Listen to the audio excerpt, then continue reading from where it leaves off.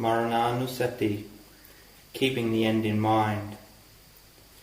An abridged version of a farewell Dhammadesana delivered by Venerable Ajahn Anan at Wat Phra Kram, Chittapawaram, Lamluka, Patumthani, in November 1984, or 2527 Buddhist era, as he prepared to depart to continue his practice in Rayong province, at what would later become his present-day residence of Wat Marjan.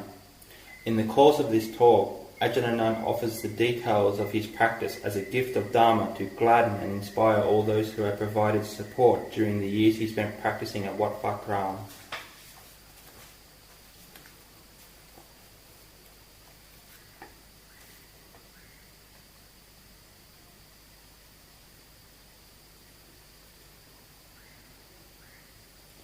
Today, with the permission of Venerable Ajahn Piyak and my friends in Dhamma, the time has come for me to speak about Dhamma practice, in the course of which there will be much food for thought to bring into your own practice of meditation. Therefore, let us all be fully determined to firmly compose the mind, to make it calm and peaceful by trying to focus upon the in and out breathing. Meditate feeling content and at ease, allowing the breathing to be comfortable and relaxed. Namo tassa bhagavato arahato samma sambuddhassa. Namo tassa bhagavato arahato samma sambuddhassa. Namo tassa bhagavato arahato samma sambuddhassa. Puttang dhammang sanghang namassami.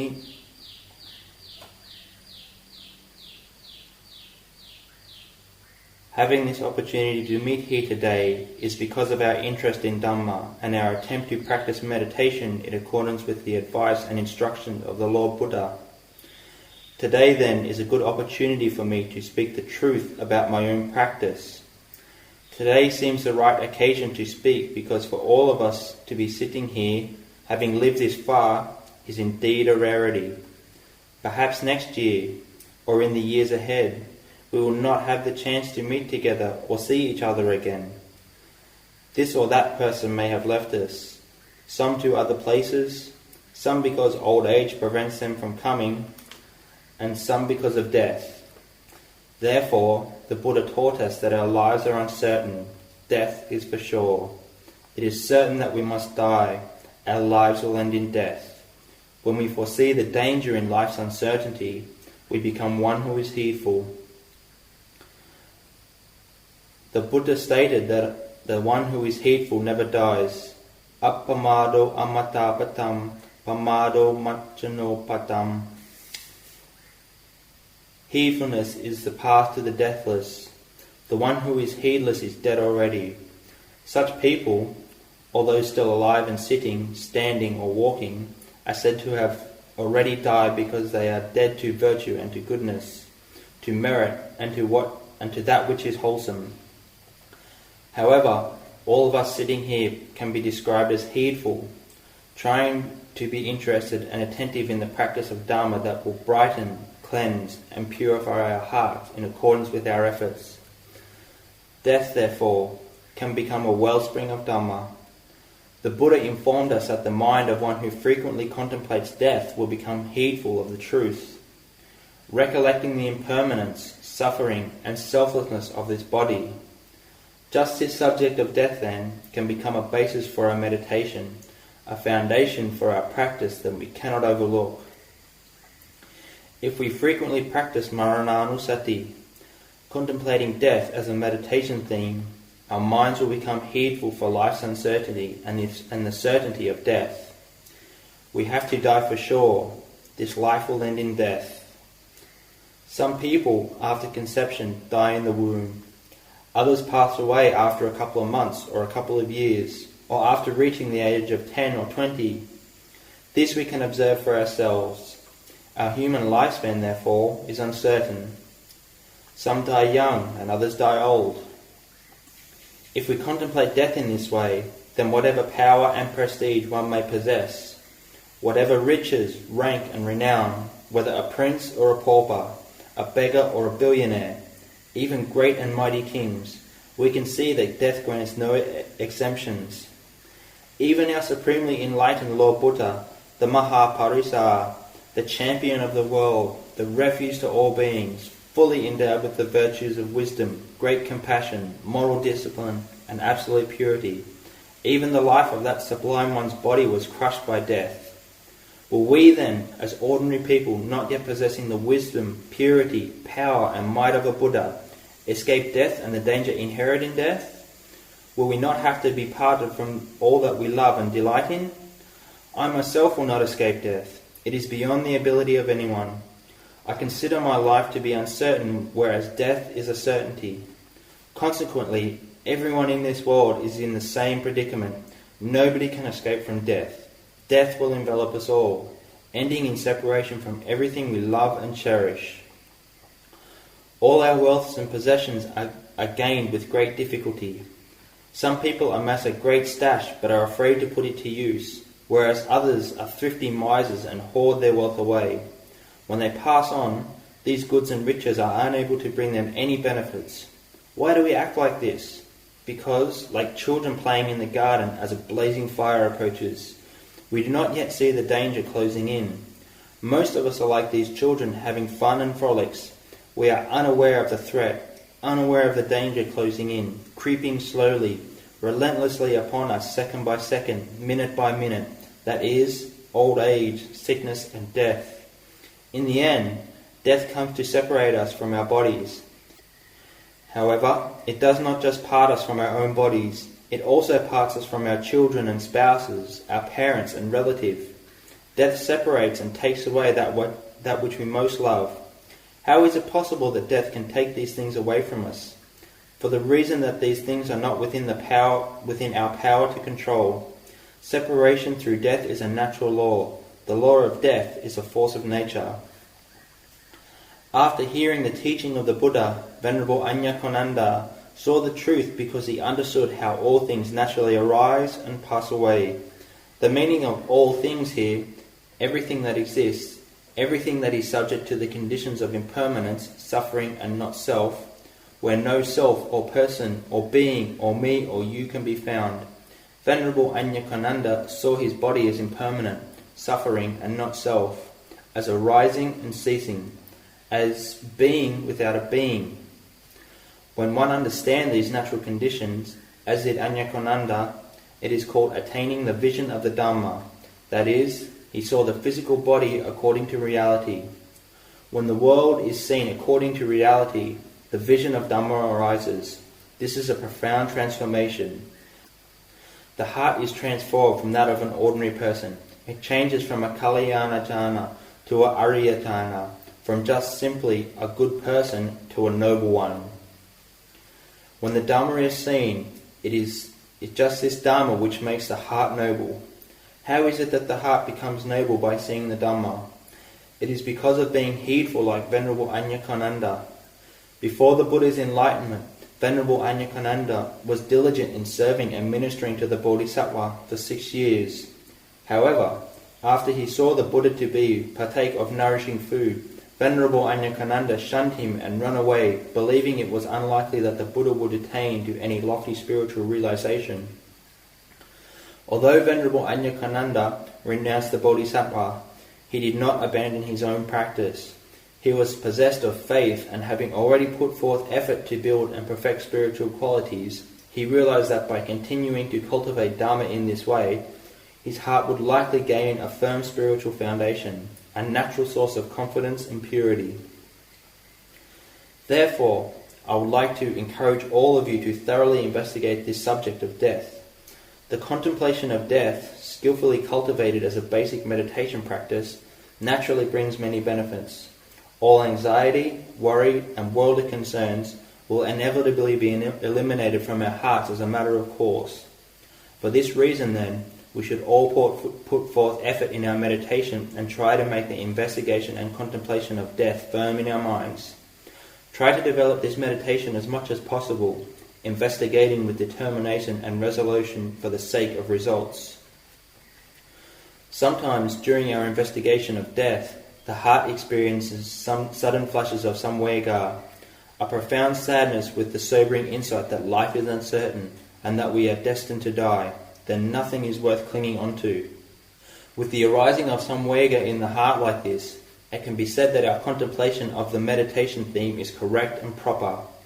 If our mind experiences sudden movements of calm, which then turns into wayward thinking, this shows that the mind is concentrated to the level of Khanika Samadhi. If the calm in the mind goes deeper than this, which, when applied to the contemplation of our meditation theme, arouses feelings of samvega and spiritual rapture, the samvega arising only momentarily leaving behind an experience of deep bliss, peace and serenity, then this indicates that the mind is entering Upajjhara Samadhi.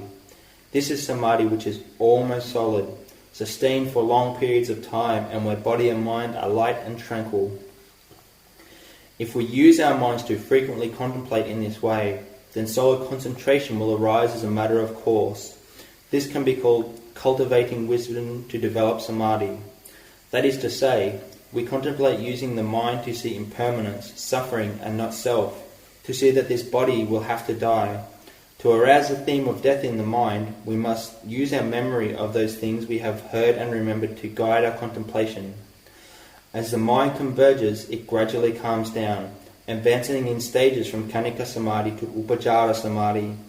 As proficiency in Samadhi increases, the contemplation of death becomes more skillful and effortless accordingly. In my own practice, I use Marananussati, the contemplation of death, as my first basic theme of meditation. I made an effort to recollect death at all times.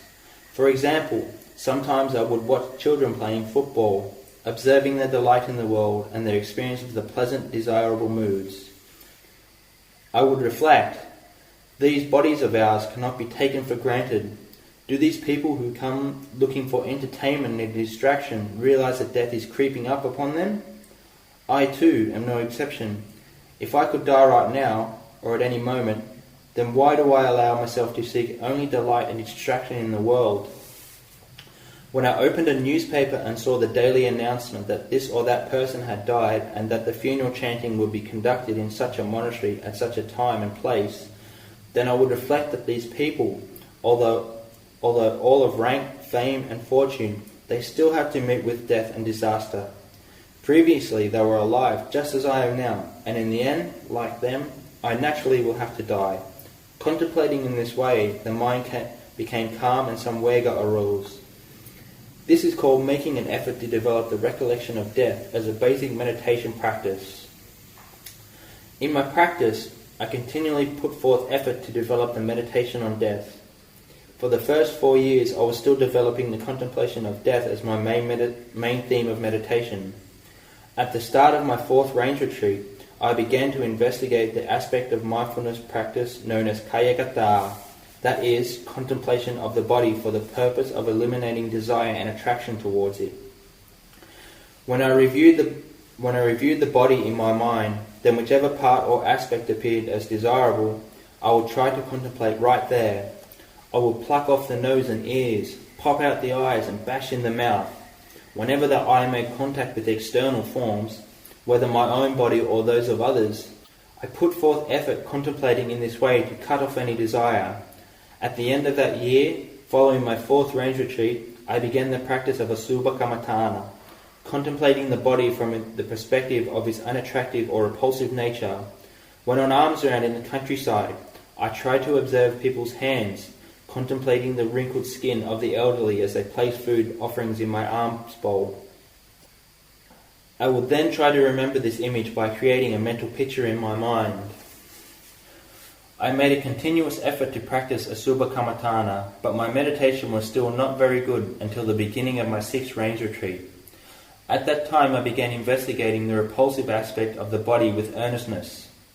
I only began seriously meditating on Asubha at this time for the reason that, since ordaining, I harboured a deep-seated notion that I should not really apply myself to this practice until after 5 years as a monk had passed. This idea held up my practice of body contemplation. I don't know how this view became embedded in the mind like this, but it ended up going this way, and after my 5th range retreat and before the beginning of my 6th, I did start to sincerely investigate Subha following this impression. The contemplation of the skin was assigned to me as a meditation theme by my teacher with the confident assurance that this contemplation will bring the heart to liberation, quelling all greed, hatred and delusion. Initially, I was doubtful about body contemplation because the traditional meditation on the 32 parts seemed too lengthy and cumbersome to practice. I didn't know which meditation subject was most suited to my temperament or which of these kammatthana would dispel greed, hatred and delusion from my heart. This uncertainty remained until just before my 6th rains retreat, when, while sitting in meditation, a nimitta arose that made up my mind for sure. This was seen as an asubha nimitta, where my skin was seen as disintegrating, flaking and peeling away.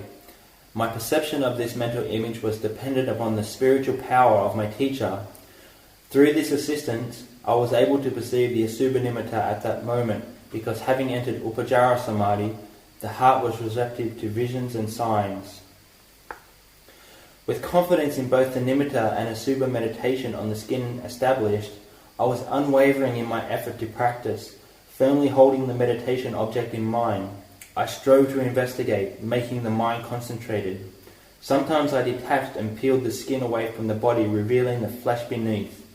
This gave rise to some vega, feelings of profound sobriety, and the mind would become still. After emerging from that state of calm, I would contemplate the skin, making it shrivel up and disintegrate.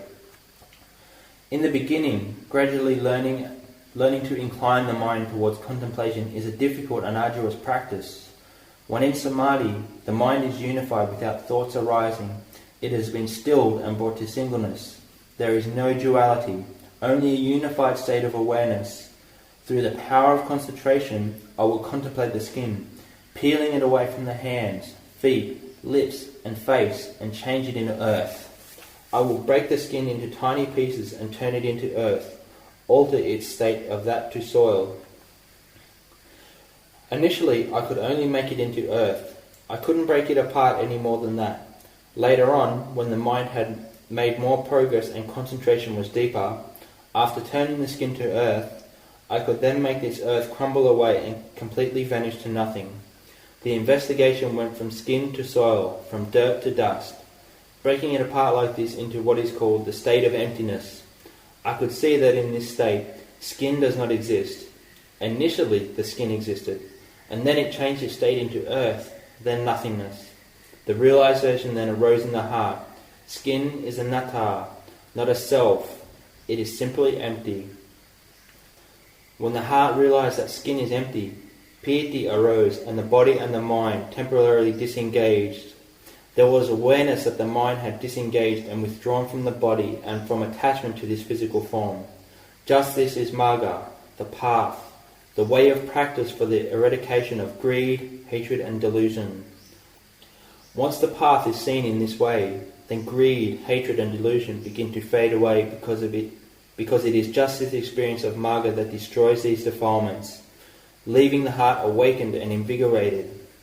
It's like previously, we had only heard the teachers talk about unifying the mind before investigating the body, but now we know for ourselves. Oh, it's just like they said. The heart becomes a witness to the truth, the body seen according to reality. There are no longer any doubts that this is the way. The path entering the stream of Dharma starts to become clear. At that time, however, the heart was only just beginning to recognize the path. It had not yet changed. The experience of Magga here was only enough to see that this was the right way. When I practiced in this way, feelings of deep rapture and contentment arose, and I could let go of the body. Great confidence arose. This is the way all the previous practitioners have come. All those who have practiced well came by this route. I was absolutely certain that this was the way to liberation from suffering. Although I had only gained knowledge of the path of practice, I was still greatly encouraged. I practiced continuously, repeatedly investigating the skin back and forth. Whenever I saw other people, I would always remain silent, continuing my contemplation, keeping the mind calm and concentrated. Making an effort to restrain one's speech is essential. I am quite an outgoing person, and so, during my 6th range retreat, I tried to avoid speaking altogether. During this period, I spoke as little as possible because if I talked a lot, then the mind would not remain concentrated. Lengthy conversations would lead to much restlessness thinking, so that when I came to sit meditation, the mind would not come down. Therefore, I practiced restraint. My teacher urged and instructed us to speak little, sleep little, and eat little. But when we don't see the harm in indulgence, then practicing in this way is difficult. However, during my 6th range retreat, I saw the harmful consequences in unrestrained speech, and so I put forth effort to speak as little as possible. When I spoke less and my mind was contained and composed, then samadhi was firmer. For this reason, it is taught that sila is a condition for the arising of samadhi. When samadhi became firmer and more focused, I practiced contemplating the skin as dhatu, fundamental elements, making it disintegrate into emptiness. In a short time, I became more skillful and proficient at letting go of the body, seeing it as anatta, anicca, and dukkha respectively. As I viewed things in this light more and more with deepening profundity, my resourcefulness and understanding continuously increased. My teacher urged me to strive for proficiency in my contemplation, that is, for nothing less than expertise in the field of investigation and analysis. I continued to practice in this way until the end of the range retreat. However, sometimes when contemplating the skin, weariness would set in and I would have to change my practice and turn towards other objects of contemplation instead, such as the bones. Proficiency in contemplating and investigating the repulsiveness of the body increased nevertheless, and subsequently, after my 6th range retreat, on December 28, 1981, a transformation occurred. For several days before this, I had been practicing restraint in speech, and the mind was composed and peaceful whether walking, standing, seated or reclining. The mind was calm and unified, disinterested in thinking, whether of the past or the future. With the mind peaceful in this way, I put forth continuous effort to develop contemplation on the skin. On the 28th of December 1981, I was sitting in samadhi, and when the mind had emerged from this unified state, I began to contemplate the skin, peeling it away from the lips. No sooner had the skin dropped to the ground than the heart realized, instantaneously, that skin is not self. The realization on this occasion was unlike those gained during the range retreat.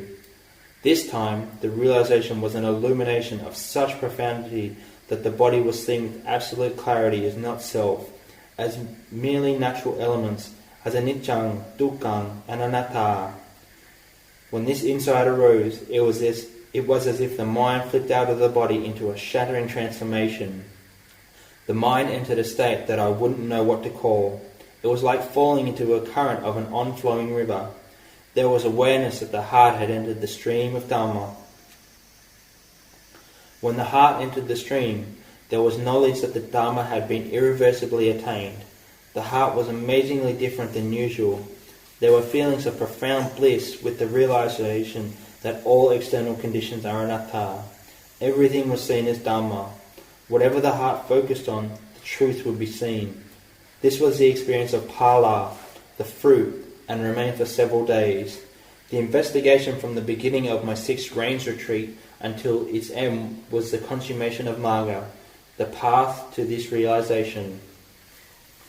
On the 28th of December, through the realization that the skin is anicca, dukkha, anatta, the transformed heart also clearly saw the entire physical body in terms of these 3 characteristics.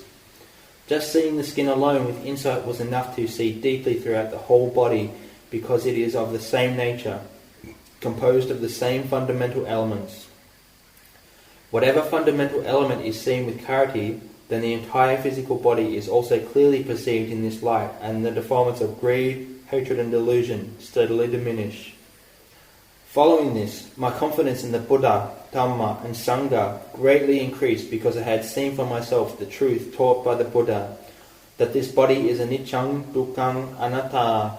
I had enormous confidence in the Buddha as the teacher of the way, confidence of the truth of the Dhamma because I had realized it for myself, and faith in the Arya Sangha as being truly well practiced because my heart had also become steadfast in this way of training. Having realized this state, I understood why the scriptures say that the heart no longer falls into evil ways. The heart was steady and possessed of enormous faith, whatever the passing mood or mental state. Supposing someone was to tell me to kill an animal, saying, "If you don't kill this creature, then I'll murder you," the mind, though, would have already been made up. The heart would have already come to an agreement because it has clearly seen the body as aniccan, dukkhan, and anatta. No longer will it permit the performance of unwholesome deeds or submit to acts of evil. The path that leads to the lower realms of torment and misery through the performance of evil, unskillful actions had been shut and sealed. How does it come to be shut and sealed? It is just this heart that seals itself off. It happens by itself because Sila enters and abides in the heart. Prior to December 28, my practice of Sila was just an outward form, using the precepts to discipline conduct in body and speech. Then on this day, the heart was transformed and the practice of Sila became an internal affair of the heart. The heart became disciplined inside, able to discriminate between right and wrong without the need for external precepts. For example, sometimes I would do something wrong, but with the mind calm and peaceful, I would know that this act was unwholesome. The heart had attained to balance and security, and so I was always on the right path, where evil is gradually and steadily abandoned. The Buddha explained that the one who reaches this point will not be born again, or has reached a limit of only 7 more births at most. On December 28, 1981, my heart plunged into the stream of Dharma and realized the truth just as I have described here. At that moment, great confidence arose in my heart, together with feelings of tremendous bliss and well-being. Following on from this, my meditation proceeded smoothly without obstacles and with a clear understanding of the path of practice. I continued to strive in the investigation of the physical body, contemplating the skin in terms of its elemental properties. Through the power of samadhi focused on the body, I would cause these elements to disintegrate and vanish until the body was seen as anatta. Sometimes in the course of my meditation, weariness with the object of contemplation would set in, so I would change my focus. For example, if I became bored contemplating the skin on the hands, then I would move it to the chest or to the head, or imagine the skin splattered with blood, making it disintegrate and vanish, revealing its selfless nature. I needed to have flexibility as a skillful means in my investigation. This, however, is an individual matter because each person is different. I would reflect that sometimes, when investigating the same meditation theme, the heart doesn't want to do the work. It becomes dull and boring, just like eating one type of food. When the heart becomes bored, I would have to be flexible, changing and adjusting my meditation so that the heart could see the body with insight as anatta. As my practice approached the month of September 1982, the heart began to find deep contentment through the development of the 4 Brahmavihara. Quite simply, I love cultivating loving kindness, compassion, appreciation, and equanimity. My experience of these divine abidings was different from before in that, although the heart often dwelt in these states, they had not as yet become a firm or constant presence. As soon as I entered September of that year, however, the heart found deep satisfaction through the cultivation of these sublime emotions. Meanwhile, my investigation of the body continued with the contemplation of the blood. One point of practice that I had to make an effort to refine concerned being reserved and restrained in speech, in sleep, and in the senses. Lumpur Cha would instruct us in the mode of practice that is never wrong, that is, restrained in the senses from liking and disliking, restraint from overindulgence in sleep by arousing energy, and restraint in the consumption of food. I tried hard to practice in this way, making it an effort to restrain my speech. This is essential because outgoingness leads the heart away from peace and causes samadhi to degenerate, and without samadhi there is no insight. I continued to strive in the way described until the end of that year, 1982. At the beginning of the year, 1983, I became more skilled in the practice of Brahmavihara. The investigation of the physical body, the Kaya Sankara, continued with the skin as the main theme of meditation. I strove to investigate just this single theme back and forth, shifting and alternating between the skin of the feet, head, chest, hands, lips and face. I would investigate the repulsive aspects of the female body, focusing deep inside on the intestines, kidney, liver and lungs. Whatever devices or techniques others may have employed in their meditation, those described here were the skillful means that I used in the course of my investigation into the physical body. I have put forth a consistent effort, not just fits and starts. I was convinced that there was nothing higher than unremitting effort, relinquishing all in the attempt to find the time and opportunity to strive resolutely in the practice. I tried to contemplate all external objects as anatta, making them vanish away. Sometimes I would contemplate these things that I used to consider valuable, such as diamonds. When they disintegrate, diamonds are no different from earth. In the mind's eye, I would change them into earth, break them down into soil, and then see how this earth combined and compressed over time to form diamonds. I investigated strenuously to cut off attraction towards worldly things. Each time I contemplated the body, any attachment towards it would be removed from the heart, along with the delight that accompanies clinging to this physical form. The power of greed, hatred and delusion was steadily undermined and weakened. The heart became absorbed in the practice, blissful, tranquil and at ease. There were no feelings of weariness, only the need to practice for the sake of liberation. Sometimes, if I happened to see a beautiful woman, then in my mind's eye her body would become bloated and swollen, splitting apart until it disintegrated and was seen as anatta in accordance with reality. As my practice entered June in 1983, close to the range retreat, a desire to accelerate its efforts arose within the heart, as though it longed to be finished with its work once and for all, to go all out in the practice. There was an urgency to accelerate my efforts and diminish the power of lust, anger and delusion in the heart. Consequently, I took leave of my friends and went to spend the range retreat at Banh Mi. After several days at Banh Mi, I began to strive in earnest until one day the mind became very peaceful. As I sat and focused inwards in samadhi, the heart became calm and blissful. Then it passed beyond piti and into the second jhana, an experience of deep serenity, bliss and one-pointedness. The feeling of piti was not the rapture of upacara samadhi, but the inner gladness of jhana without vitaka and vichara, accompanied with joy and happiness born of samadhi. When the mind had withdrawn from this experience, I listened to a tape of Lumpo Cha teaching on the subject of existence and birth. Lumpo Cha pointed out that whatever we attach to will define our mode of existence and subsequent rebirth, which will, in turn, be a cause of suffering. At that time, I hadn't been performing the daily monastic duty of the morning and evening chanting. The heart had no desire to chant or recite. I only wanted to increase its efforts in meditation. However, while listening to Lumpo Cha, I reflected that the reason my heart was squirming and feeling ill at ease at that moment was just because of this desire not to do any chanting.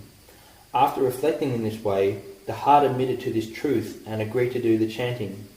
At that moment, it was as if something fell away or detached itself from the heart, giving rise to a deep rapture, the heart feeling light, free and unburdened. I felt completely immersed in bliss for the duration of that day. Around midnight or 1 in the morning, the mind was still wide awake, despite having not slept all night. The fruit that arose from my practice on that occasion still remains with me right up to today. The heart became calm and peaceful with the awareness that my practice had risen to another level of freedom. After June 20th, 1983, the heart began to feel relief from the defilements of lust, anger and delusion. In the period of practice between December 28th and June 20th, the heart became much more at ease than it had ever been before. The heart was deeply contented and carefree, and the practice was slowly and steadily improving, becoming easier and more thorough. At the end of October of that year, I was continuing with the contemplation of the body as elements. On one occasion, instead of investigating the skin like before, the mind penetrated right through to the bones, seeing them disintegrate as anatta. Following on from this, I would repeatedly contemplate the body as an elemental experience of earth, air, fire and water. In a meticulous investigation of increasing refinement and profundity, the body was seen as elements disbanding and disintegrating, seen as anatta. After contemplation as dhatu, the body would separate out into its various elemental components: fine dust, a stream of water, eddies or bubbles of air, swirling tongues of fire. As the investigation deepened from the coarse to the refined, these elements would in turn disband and disintegrate until the body was seen as mere atoms vanishing away, completely ending in anatta. In order to investigate the body as elements, uproot attachment to them as self, and to realize anatta, samadhi must have reached the level of the third jhana, accessing the power of sukha. In the serenity of third jhana, piti has been abandoned, leaving only sukha and upekkha. When the mind emerges from the stillness of third jhana, then the investigation has the power to destroy the conditioned perception of the elements as self. If samadhi has not reached the level of third jhana, then the investigation will be unable to demolish and destroy the attachment to the elements as oneself.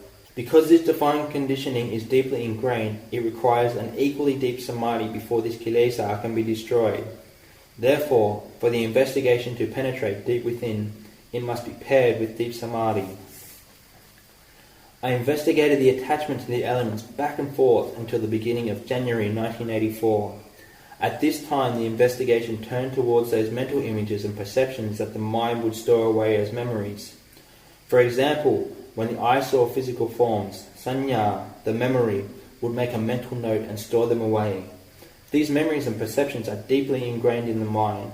When I sat in meditation, they would arise and reveal themselves. In my investigation, I now had to strive to purify the heart from attraction and aversion based on these memories and perceptions. When distorted and deluded perceptions of beauty arose, the mind had to counter and undermine them by creating perceptions of the ugly and unattractive. At that time, I thought that the kilesas arose from the physical senses of the body, the eye, the ear, and so forth. These various sense bases are the focal point where arisen sense impressions are received. I believe that by getting rid of attachment to these senses, then whenever experiencing sight, sound, smells, and flavours, there would no longer be any feelings of attraction or aversion towards these sense objects. When I sat in meditation, mental images would arise. Pictures of those things that the heart was attached to would manifest within the mind. Some had an appealing and attractive quality to them, others were exciting and seductive. Sometimes drawing the heart into strongly binding infatuations. Craving and defilement were cunningly disguised as mental images embedded within the heart. They would manifest and entice in all manner of ways. After regarding these mental images, the heart would conceive them as appealing and become attached. When the mind had sufficient strength, the investigation would turn towards the body. Whatever part of the body would appear in these mental images, I would contemplate right there. For example, if an image of the face arose, then I would contemplate the face. I would contemplate the senses of the face, such as the faculty of sight, as anatta, investigating the body within the body. A mental representation of attachment between the senses and their objects arose within the mind, perceived as a network of white nerve-like filaments. This sensory web, in which each filament was different, then disintegrated as anatta. Whenever I perceived an attractive object to which I was attracted, then this sensory web will manifest within the mind, and I will contemplate all these attachments as anatta. That is to say, whenever these mental images arose within the mind, I would contemplate that aspect of my body or the female body that I was attached to in these visions, causing it to disintegrate and become empty of self. I repeatedly investigated this subject until the end of February. Sometimes I would see the body as anatta, shattering apart. Within the mind there were mental images of both the beautiful and the repulsive. The repulsive mental images were those that I created to oppose those other images within the mind that I perceived as beautiful. Initially, I had fully developed a perception of the repulsive to counter and correct the memories and perceptions of beauty in the mind. I contemplated all these memories and perceptions as completely anatta. I was no longer fixated upon these memories and perceptions, whether of the beautiful or the repulsive, because, although they are real and exist within the mind, their reality is impermanent, stressful, and without a self. As I contemplated both these conditions, the beautiful and the repulsive, as anatta, I knew that I had brought my practice of Asubha Kamatan to completion. I was no longer swayed by the perceptions of beauty created within the mind, because the heart could now balance them with perceptions of the repulsive, in an even match. Consequently, the heart became bold and confident. Although subtle attraction still arose with sensory contact, it was not necessary to analyze external forms because of this attraction was too refined to contemplate in this way. When the eye contacted forms, for example, subtle desire would arise, and so the mind would note down that sense object and store it away as a memory. When I sat in meditation, these memories would arise and the mind would create perceptions of the repulsive to counterbalance them. Therefore, during this period of February 1984, it no longer became necessary to investigate externally. There was no need to contemplate objects outside of myself. I only needed to put forth effort to maintain mindfulness and samadhi. When I was peaceful, the heart would destroy these mistaken perceptions of beauty all by itself. Consequently, the heart became more free and at ease than before. On the 20th of February, I was sitting in meditation when a nimitta arose. On that day, the mind was most extraordinary, having been calm for many days previous. As I was meditating, a mental image of a person arose. However, when the mind focused upon it, this nimitta began to rotate. The mind then focused back upon my own body, using this rotating image to uproot the perception of self. With my eyes closed, I saw a mental image of my body spinning like a top or a tornado. As it whirled around, I saw the four elements spinning together, merging into unity, until finally shattering and scattering into fragments. The mind saw the body as anatta. It realized that this physical form is not a self. On February the 20th, the practice of Asubha Kammatthana and the investigation of the elements were brought to completion. On that day, the practice brought visible results, a realization that came through the investigation of Asubha Kammatthana and contemplation of the elements. Following on from this, the heart began to change once more, but this change was not yet complete. The path, though, was steadily ascending higher and higher. While meditating one day in April, the mind entered samadhi and became completely empty. Both the breathing and hearing ceased. The mind was very refined, entering into complete emptiness. This had never at all happened before.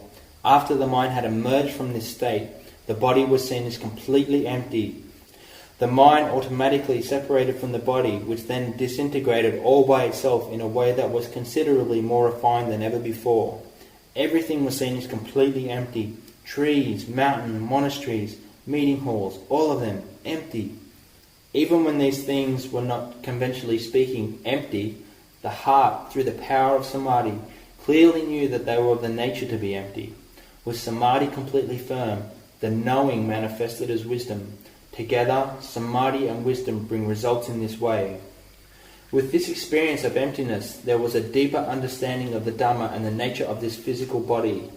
Greed, hatred and delusion were eradicated on a much more refined level than before. The heart had entered the state that the Kulba Ajahns call Appana Samadhi.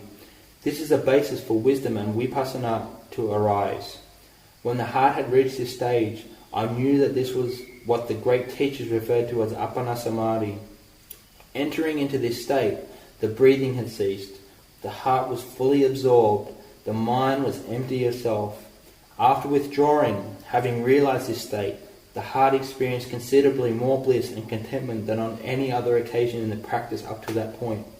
The heart had increased in refinement and profundity once more. After contemplating anatta through the power of Appana Samadhi, the heart can sometimes remain in this state of emptiness for 6 or 7 days. If a person is deluded or not fully aware, they might grasp at this state, as long as it does not degenerate to be that of the Arahant. I have seen others who experience a state of emptiness, mistakenly take it to be that of an Arahant. On this occasion, my heart did not remain in this state for very long. It withdrew to continue investigating the body. This was because I had not been constantly training in only the aspect of samadhi. Mostly, I would only use the power of samadhi to contemplate the body so as to uproot the perception of self.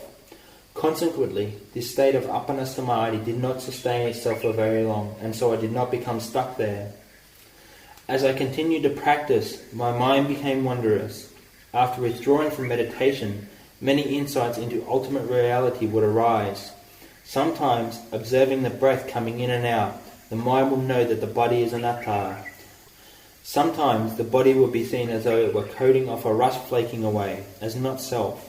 At other times, the body will be seen with insight into each layer of the skin, beginning with the outermost and reaching right down into the bones. This awareness piercing straight through the body and out the other side. Investigating the body over a period of 10 days, each layer was seen as anatta.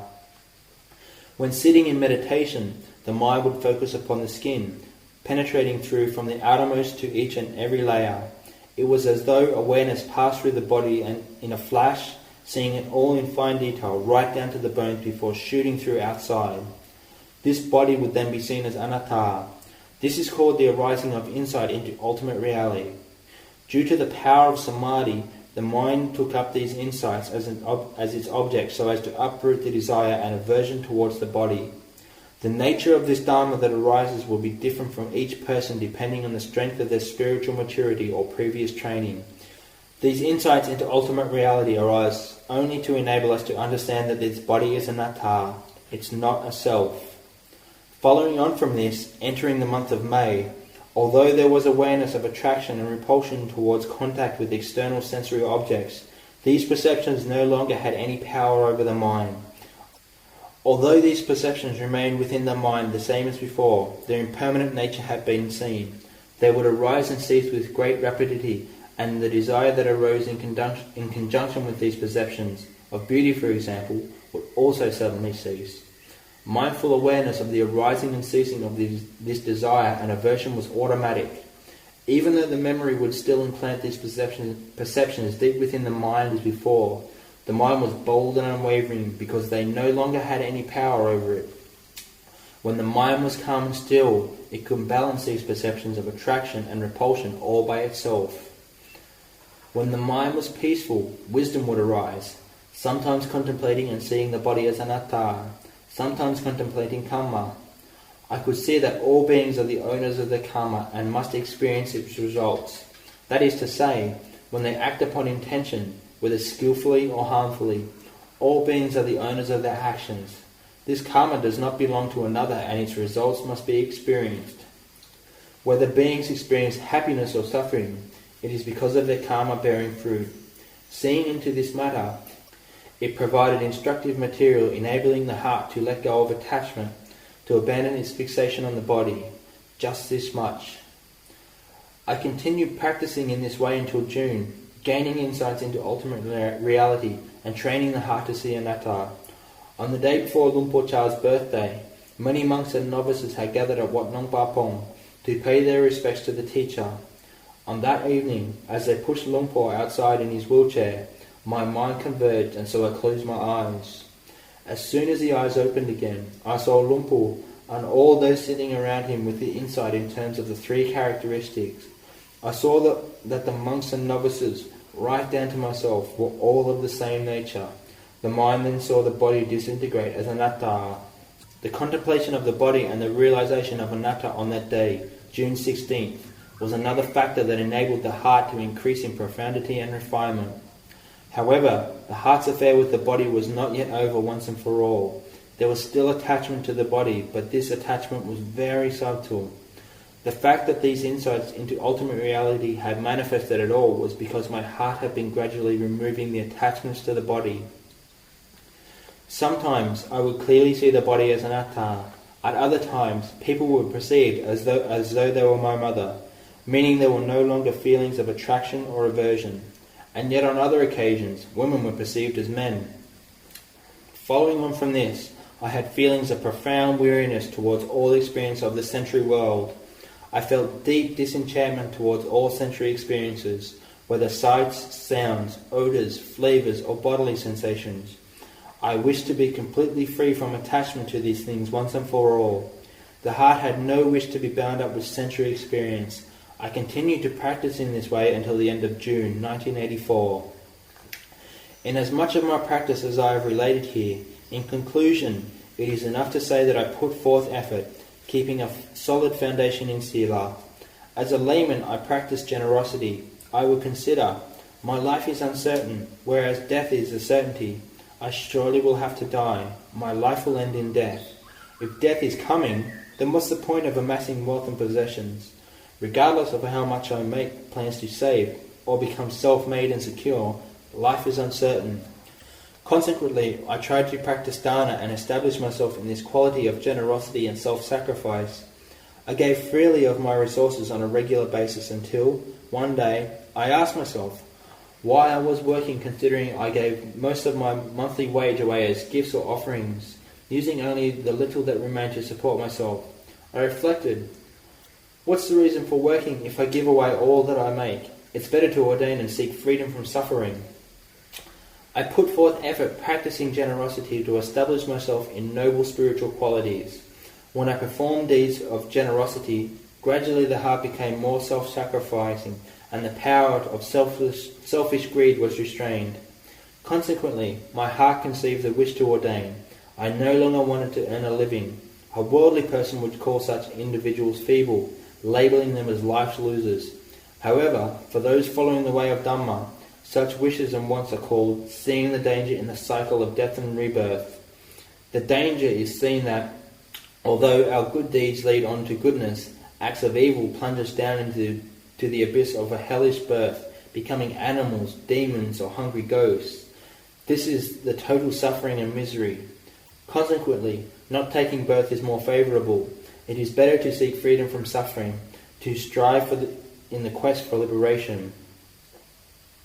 I will soon be travelling to Rayong province and will probably take up residence there. As a monk and a samana, refraining from the pursuit of wealth, I have nothing except the Dharma teachings of the Lord Buddha and my own practice of meditation with which to repay the kindness of all the lay supporters here at Lamluka. Every one of you faithful devotees has always made your best effort to attentively support the monks and novices. If I had not sincerely practiced, it is likely I would be unable to repay this karmic debt. Initially, in my practice, aware of this indebtedness, I was wary and apprehensive when I saw faithful supporters bringing the 4 requisites to offer. However, I tried hard, practicing to make myself noble and worthy so that all of my supporters would find peace and contentment.